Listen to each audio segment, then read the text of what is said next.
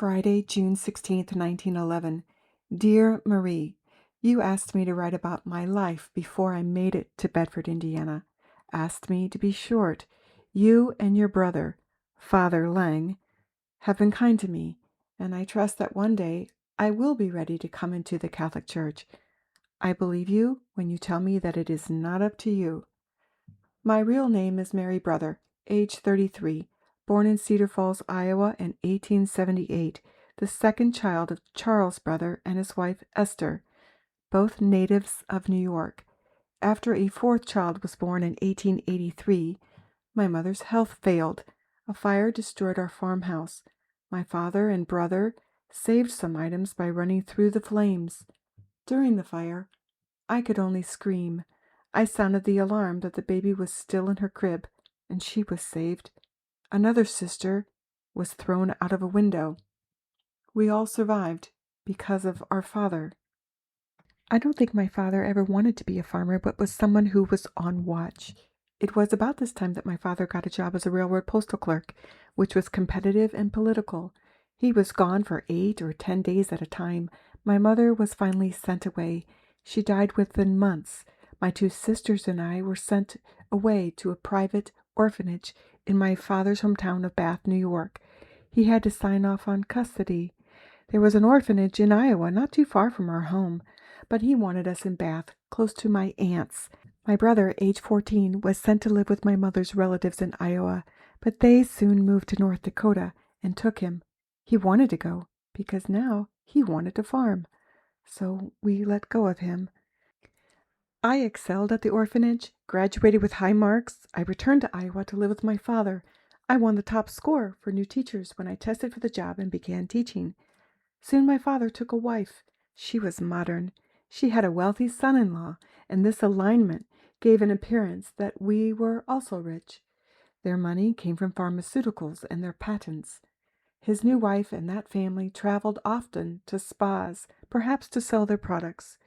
They appeared to enjoy a life of ease, which needed a stronger dose of unreality to maintain the appearance that we were also rich and modern and at ease. School teachers, of course, cannot be married, but in 1904, when both of my sisters were planning their weddings, I was envious. I wanted some of that unreality for myself. 2 weeks after one of my sisters got married, I eloped with a man. We had to go to Nebraska. One day, another school teacher discovered my sin and turned us in to the school board. I was ordered by the courts to repay all of my salary back to the date of my marriage. The scandal was printed in the newspapers for weeks. During the interrogation and investigation, the authorities realized that the man I married was the traveling kind, having many debts from previous towns. Now they were trying to collect those balances from me. Those policemen and collection lawyers from many other cities were now joined in by his wife, which I did not know about. Of course, she was trying to get child support, but I didn't know about that either. I didn't know about much at all. But as we ran, and as I followed, my man said he could explain later. I fled with him to Seattle, Washington. He could only find friends in a brothel, and worked as their barber, as a front, in the front of their hotel. I stayed free from the lowest and perhaps oldest kind of sinful work, but only by my own insisting that I be the cleaning lady.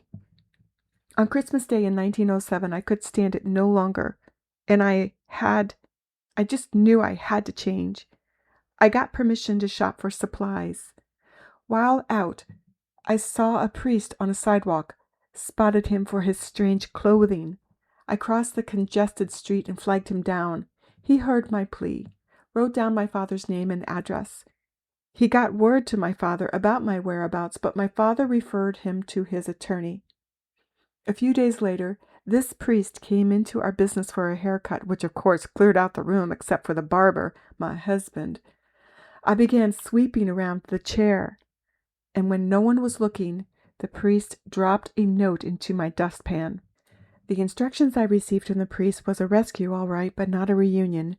Through his attorney, my father would give me money to return in good standing in Iowa, but I could not live in Iowa.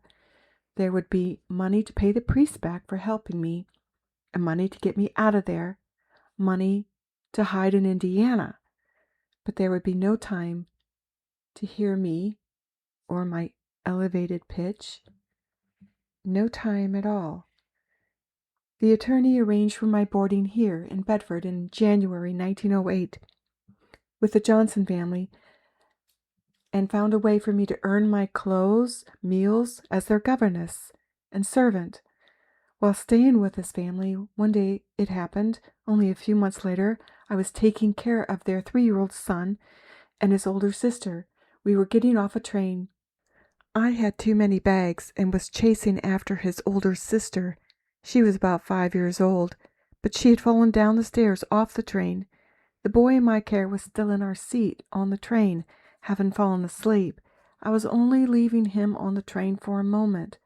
While I was giving the girls firm instructions, a riot broke out between some Italians. You must remember the Italians and their dramas back in 1908. Fists were swung and bodies fell back towards us.